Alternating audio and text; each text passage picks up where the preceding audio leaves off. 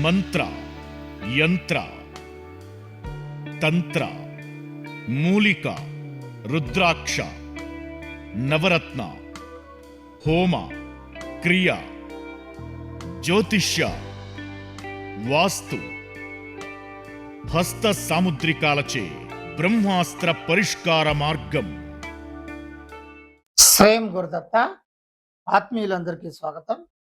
కొంతమందికి పాపభీతి అనేది ఉంటుంది. పాపభీతి ఉండొచ్చు, కానీ దానిపైన కొంత క్లారిటీగా ఉండి ముందుకు వెళ్ళాలి. ఎవరైనా సరే మనల్ని అన్నెసెసరీగా ఇబ్బంది పెట్టేటువంటి ప్రయత్నము, అలాగే మన ఆస్తిపాస్తులు లాక్కునేటువంటి ప్రయత్నము, మనల్ని ఆందోళనకు గురి చేసేటువంటి ప్రయత్నము అన్నెసెసరీగా చేస్తున్నారు అనుకున్నప్పుడు మనం వీపు చాపాల్సినటువంటి అవసరం లేదు, మనం ఎదుర్కోవాలి. కొంతమంది ఒకతను వచ్చాడు, గురుగారు మాకు అన్యాయమే చేశారు, కానీ మేము సాధన చేస్తే వాళ్ళకి ఇబ్బంది కాకూడదు. మాకు అన్యాయం చేశారు, కానీ వాళ్ళకి ఇబ్బంది కాకూడదు. ఎందుకంటే మళ్ళా పాపం ఎందుకు గురువుగారు అని. అంటే ఇక్కడ మనం ఏదైనా ఒక పని చేస్తే అది మంచిదా, చెడుదా అనేటువంటి విధానం ఉండాలి. మనం ఈ పని చేయడం వల్ల ఎదుటి వాళ్ళకు హాని జరుగుతుంది అని అనుకున్నప్పుడు,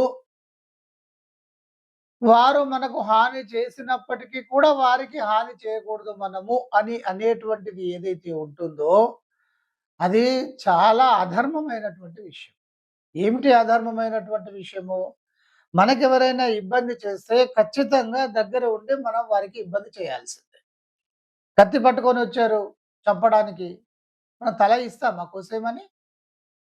మనం ఎదుర్కోవాలి. ఇలా ఎదుర్కోవడం అనేటువంటిది మన విధానంలో ఎలా చెప్పారు అంటే, చాలా సిస్టమేటిక్‌గా అహింస పరమో ధర్మః. హింస చేయకుండా ఉండడము అనేటువంటిది ఉత్తమమైనటువంటి విధానం. హింస చేయకుండా ఉండడము అనేటువంటిది చాలా ఉత్తమమైనటువంటి విధానం. తర్వాత ధర్మహింస తదైవచ అన్నారు. ధర్మహింస అంటే ఈ శ్లోక విధానంలోనే అలా ఉంటుంది. అహింసో పరమో ధర్మః, ధర్మహింస తదైవచ అని ఇంకా ఉంటుంది. అయితే మనవారు ఏం చేశారంటే, ఇక్కడ హిందువులను ఒక ఒక స్టేజ్‌లో ఉంచడానికి, వారు ముందుకు రాకుండా ఉండడానికి అహింసో పరమో ధర్మః అనేటువంటి ఒక పైదాన్ని తీసేసుకొని చెప్పడం జరిగింది. పక్క వాళ్ళొచ్చేసి మన ఆస్తులు లాక్కున్నా సరే, మనం హింస మనం ఏమనొద్దు, అహింసగానే ఉండాలి.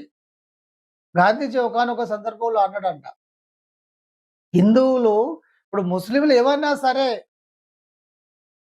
అన్య మతస్థులు ఏమైనా సరే మీరు పడాలి అనేటువంటి ఒకానొక సందర్భంలో అన్నారనేటువంటిది విన్నాను. సరే, దాని గురించి పూర్తిగా డాటా తెలిస్తే మాట్లాడాలి. అందుకని విన్నానని చెప్తున్నాను. ఇక్కడ ఎవరైనా సరే, కానీ ఒక విషయం అయితే అన్నాడు కదా! ఈ చెంప మీద కొడితే ఈ చెంప చూపించాలని. ఎందుకు చూపించాలి? ఈ చెంప మీద కొడితే ఈ చెంపైనా ఎందుకు చూపించాలి మనము? ఎదుర్కోవాలి గదా! మనకు వాస్తవంగా సనాతన ధర్మం సిస్టమేటిక్‌గా చెప్పింది. అన్నెసెసరీగా అనవసరంగా ఒకరి జోలికి వెళ్ళకండి. ఎవరైనా సరే మీ దగ్గరికి వస్తే మాత్రం మీరు అందుకోవాలని చెప్పేసి. ఇక్కడ దుర్యోధనుడు అంటే కౌరవుల వలన పాండవులు అన్యాయానికి గురైతే, శ్రీకృష్ణ పరమాత్మ రాయబార విధానంలో కనీసం 5 ఊర్లు ఇచ్చినా సరే వాళ్ళు ఊరుకుంటారు. చేసిన తప్పుకు 5 ఊర్లన్నా ఇవ్వండి. మేము ఇవ్వము అన్నారు. భగవంతుడు ఎవరి పక్షాన నిలబడ్డాడు? న్యాయం ఉండేటువంటి వారి వైపునే ఉన్నాడు. అన్యాయంగా ఉండేటువంటి వారి వైపున ఉండడు. గుర్తుపెట్టుకోండి.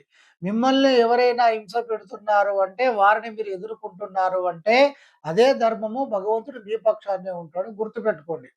తెలిసి తెలియక వారి పాపాన వారే పోతారు అని చెప్పేసి అనుకోకూడదు. వారి పాపాన వారే పోతారు అని అనుకుంటూ ఉండడం మూలాన అసలు ఇది చాతగానితనం కిందకే వస్తుంది.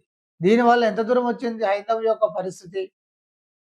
అలాగే మీ శత్రువులు మిమ్మల్ని ఇబ్బంది పెట్టినా కూడా మీరు వెనకబడుతూ ఉంటారు.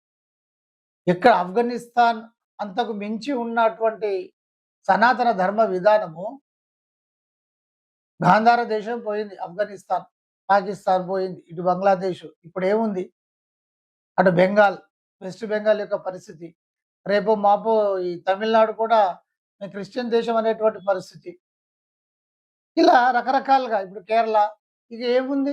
ఇదంతా ఏమిటి అంటే, మనకెందుకులే అనేటువంటి ఒక విధానము, రెండవది పాపభీతి, ఎదుర్కోవడానికి ముందుకు రాకపోవడం. ఇవన్నీ కూడా ఇలా జరుగుతుంది.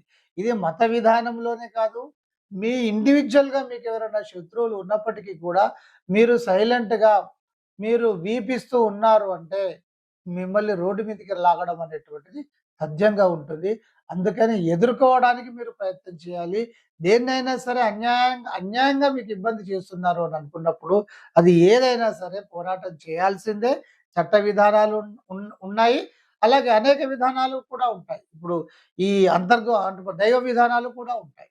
చట్ట విధానాలు ఉంటాయి. అనేక రకాలుగా ఎన్ని విధానాలైతే ఉన్నాయో, ఒక చెడుని ఎదుర్కోవడానికి అన్ని విధానాలు మీరు అనుసరించాల్సిందే. అందరికీ బ్లెస్సింగ్స్.